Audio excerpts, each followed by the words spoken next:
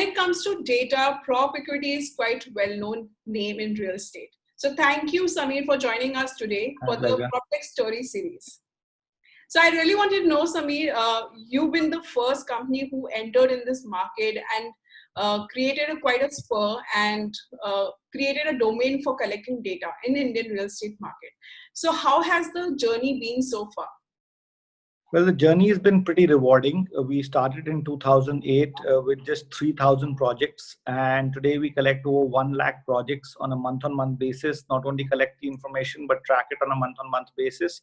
And we started off with just catering to real estate private equity funds, but today we cater to many more different types of clients, including developers, equity research firms, construction industry, and banks and NBFCs as well.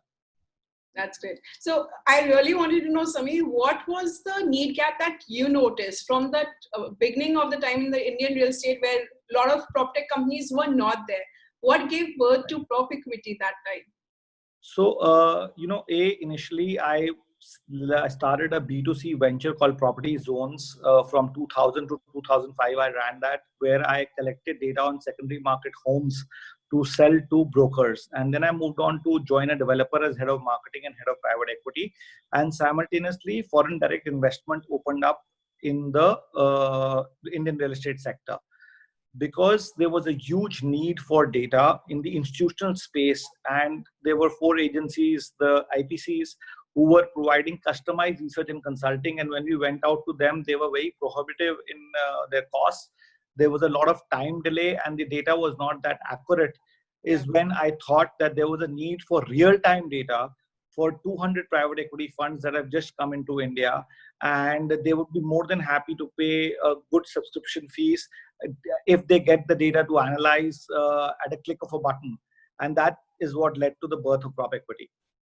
That's quite interesting to know. So please tell me about the catchment area analysis service that you provide.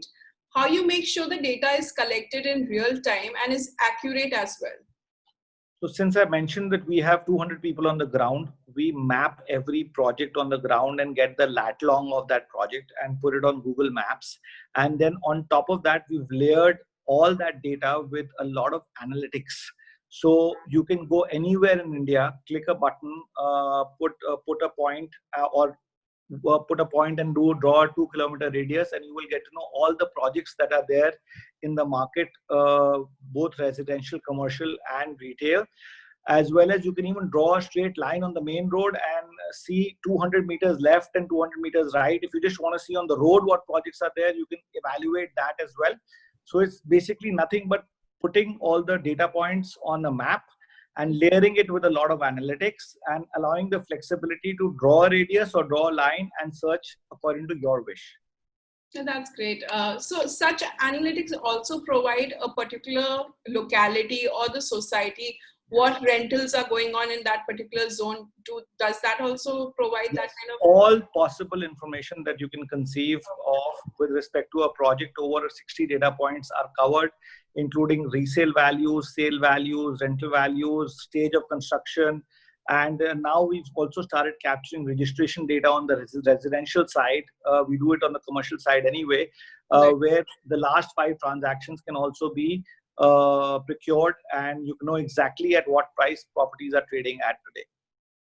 That's interesting. So tell me, did you notice any kind of data trends during this COVID crisis for both commercial and residential sector? And my other question, similar, in conjecture to that, is what would be your suggestions you would like to give to investors or home buyers who wants to invest and where to invest? So with the COVID crisis, the residential real estate market took a big beating, both on the commercial side and the residential side. We are limping back to previous levels, and I think it's going to take another 6 months or so for us to hit to about 70-80% of pre-COVID times. Last 3 months, we've reached from 0 to roughly about 35 to 40% of absorption in the residential side. On the commercial side, there was an unprecedented year of boom in commercial over the last 3 years. This year, we anticipate that the market will come down by not more than 10 to 15% because there was also a 10 to 15% growth that was expected. So we're going to degrow by 10%. So that's roughly about 25% on the commercial side, which I think the Indian commercial market is pretty healthy to be able to absorb. On the retail front is going to be the biggest challenges, and I think the developers have come together who own the biggest malls, and they've formed a common strategy of being able to give a very good deal to the retailers so that they can both win together. I think models are going to change from minimum rental plus revenue share, where the minimum rental guarantee was much higher, to a much lower minimum rental guarantee and much higher revenue share till the COVID vaccine is not out. So I think net till the COVID vaccine is not out by next year, we're going to be at about 70 to 80% on the residential side. Will be about 80-85% on the commercial side, and on the retail side, there's going to be a big hit on the revenue generation on behalf of the developers and the retailers. So there, even if we touch 30 to 40%, I think that will be decent. So do you think home buyers should invest right now in buying new homes? Sure. I think what I would suggest to home buyers would be to buy ready to move in properties, because there's no execution risk. We've really suffered in the Indian real estate market, especially because of lack of delivery, and there are 450,000 units that are stalled. And that number is going to go higher only because of lack of funding. So ready to move in properties available at a COVID discount, so to say, is probably the best time to buy. Developers are offering special deals and very big flexi payment plans where 90% of the monies can be paid at possession if you want to go with a reputed developer only. Otherwise, stick to ready to move in properties. So anywhere is good. If you buy a ready to move in property, you'll get it probably at a good price. That's great. So there's been a noise about fractional buying in commercial real estate, right? So what is your take on that? Do you think there is a future to that? And what does your data say when it comes to fractional buying?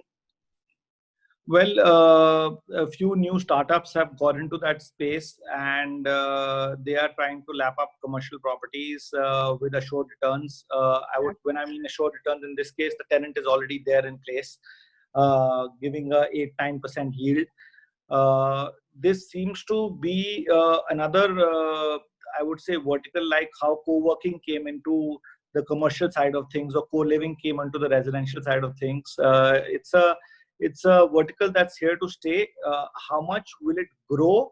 I think that only time will tell, because I think there's a limited market for this. Only the HNIs and the NRIs are the market for this. And there are not so many good commercial properties that are available in the market which offer these kind of good yields and which are safe. I would say the bigger properties and institutional properties get lapped up by the big institutions such as Blackstone, Brookfield, and many such institutions. So the supply in this space is very limited, the quality supply, which is the biggest challenge for fractional buying, I would say. Okay.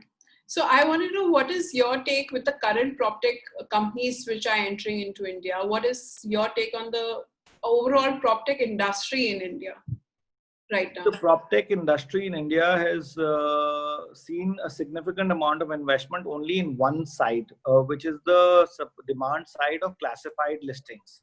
Whether it's 99 Acres, Magic Bricks, Housing.com, PropTiger.com, all these companies have either deployed their own capital in a big way or raised institutional capital.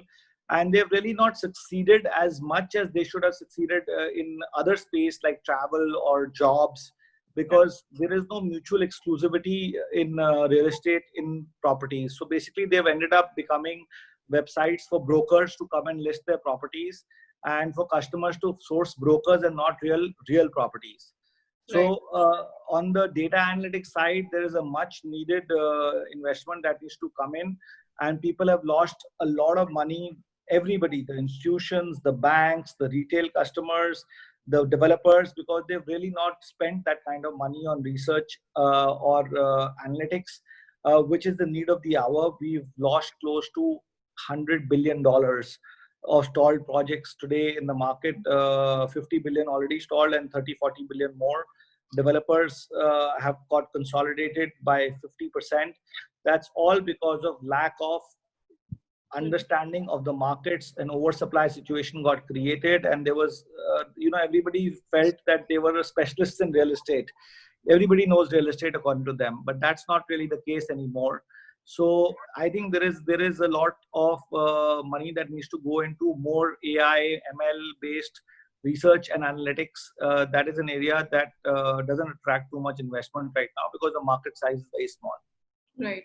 So we are seeing a lot of PropTech companies are collaborating with each other so that they can provide a gamut of solutions to the developer.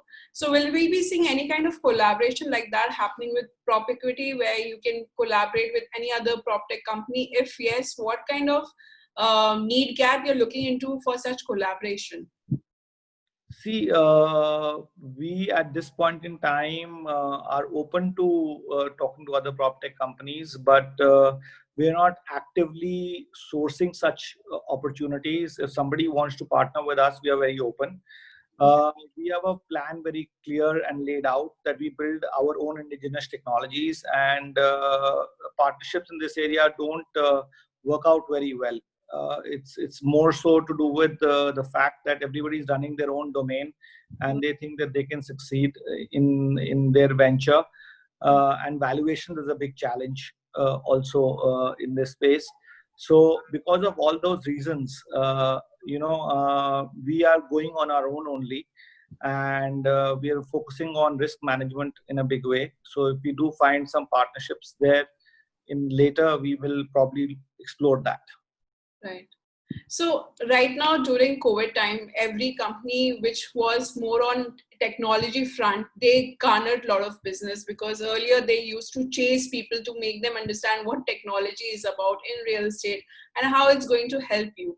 So how technology plays a crucial role in PropEquity growth story, and will you be adapting more or coming up with more new solutions?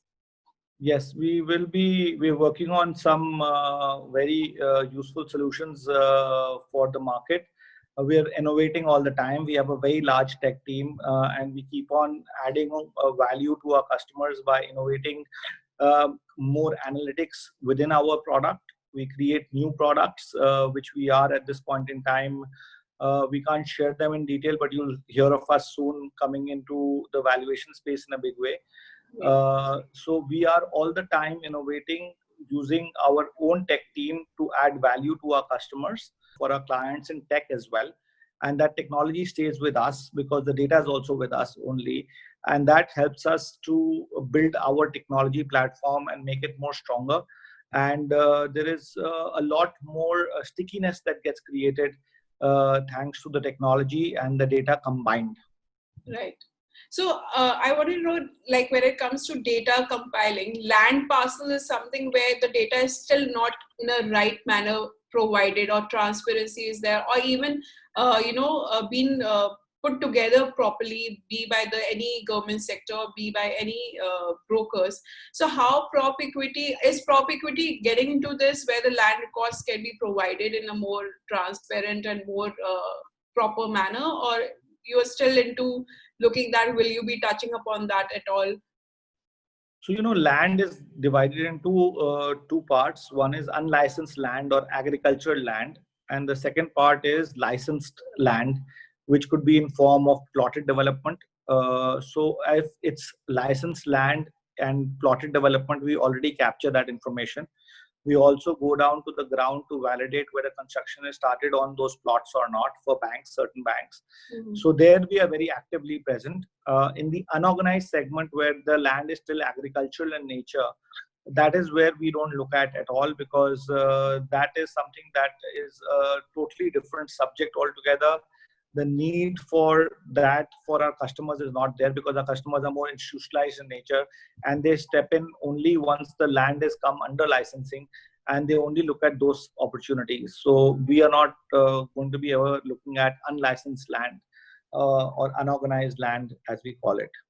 Right. PropEquity has been there for a very long time, and now other small companies or new companies are getting into this data analytics. how prop equity makes sure that it stand apart from these competitors, or what is the USP prop equity has that makes it completely ahead of the game compared to the other competitors entering into this? So first of all, we have historical data.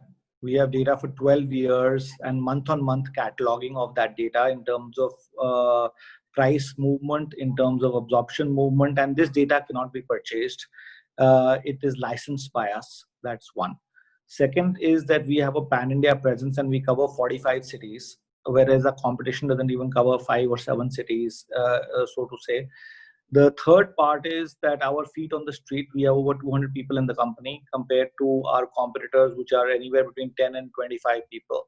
So the more feet on the street that you have and the more audits that you have and a calling team that you have, you are in a position to capture more data and make it more accurate and more relevant and more actionable. That's the second piece. The third is the technology. We've got domain experts now. Our technology team has been the same for the past 10 years. So they've got tremendous amount of domain expertise, and the kind of analytics engine that we've built is way ahead of competition. Just to highlight, the salaries that we pay to our technology company is probably higher than technology division is higher than the overall salaries of many companies in the real estate prop tech space. So that's the emphasis that we give to technology within our company. Then we have the fact that it's a first mover advantage. Stickiness is there because we have a very good client engagement team that services the clients and turns around their queries in 24 to 48 hours. And that creates a lot of stickiness. I think the combination of pan-India presence, technology, client engagement, and historical data and 1 lakh projects being covered is the perfect sauce for being ahead in this market. That's great. So one thing which I really want to know, which I asked from all the PropTech entrepreneurs, is who inspires you and why? Okay, I think to me, Mr. Sanjeev Bhikchandani has been a big source of inspiration because he set up Naukri.com, which is a very similar subscription-based model to which is like Prop Equity as well, which is a subscription-based model in a different domain though. B, that he's been very successful in investing into other tech startups, and not just restricted himself to just the first vertical that he got into, and now he's in many verticals. And lastly, that he was the first company to go public in India in the internet space, which is a big desire for us. So that's why I look up to Mr. Sandeep Bhikchandani. Also, I want to know what would be your advice for the entrepreneurs who are entering into PropTech domain in India? Well, be ready for a long haul. You have to persevere a lot. The market size is very small. So think very carefully before you enter the prop tech space. It seems very exciting from the outside, but once you get inside and get your hands dirty, you get to know that the rewards are not commensurating with the hard work and the money that you put in. So it's a tough sector. Real estate has been going through the toughest times for the last 7-8 years. So if you get into an industry which is going through its worst possible times, you have to be, you have to be thick-skinned, and you have to be able to persevere for a much longer time to see the rewards, if at all. So in India, to collect and review data is a task, and there's hardly any transparency, particularly in real estate domain. So how Prop Equity makes sure the data collected in residential side is accurate, and what are the product offerings provided by Prop Equity? So this has been our secret sauce of being able to collect data, and not only collect data, but to monitor that data, track that data on a month-on-month basis. It's a combination of various tools that we apply on the ground and also over the phone. Plus, we have a good brand. We worked with NDTV and CNBC and came out with a TV show for 6 years. That helped us a lot in creating the credibility factor with the developers. We did the NDTV Real Estate Awards. We are exclusive advisors to the Army. So we buy a lot of real estate on behalf of the Army officers from these developers. And last and not the least, we work with over 50 top institutions who share a lot of data with us, because they understand the more data they share with us, the better the quality will become.